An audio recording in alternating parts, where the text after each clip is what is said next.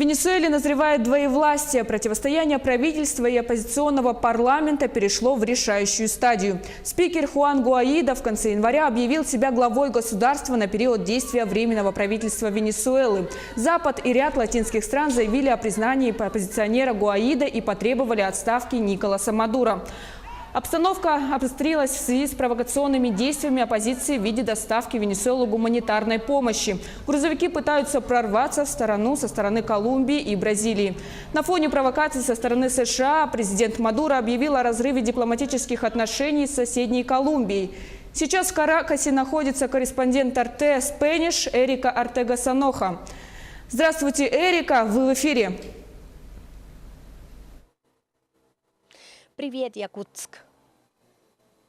Эрика, что происходит на границе Венесуэлы и Колумбии? El gobierno de Venezuela ha tomado la decisión de suspender las relaciones diplomáticas y políticas con... Правительство Венесуэлы приняло решение прервать дипломатические и политические отношения с Республикой Колумбия после жестоких событий на границе Колумбии и Венесуэлы. В частности, в штате Течиро, недалеко от северного Сантандера. Президент Николас Мадуро обвинил Каса де Нариньо в предоставлении услуг США. Кроме того, Каса де Нариньо ответил, они не признают президентство Мадуро, и они считают его узурпатором.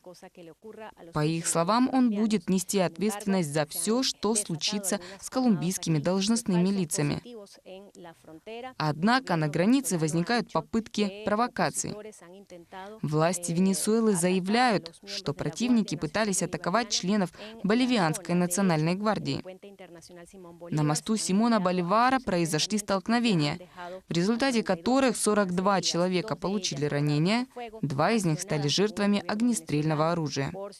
Фактически все эти ситуации произошли с поддержки колумбийских вооруженных сил по указанию венесуэльского правительства. Спасибо, Эрика. На прямой связи из Каракаса была корреспондент RT Spanish Эрика Артега-Саноха.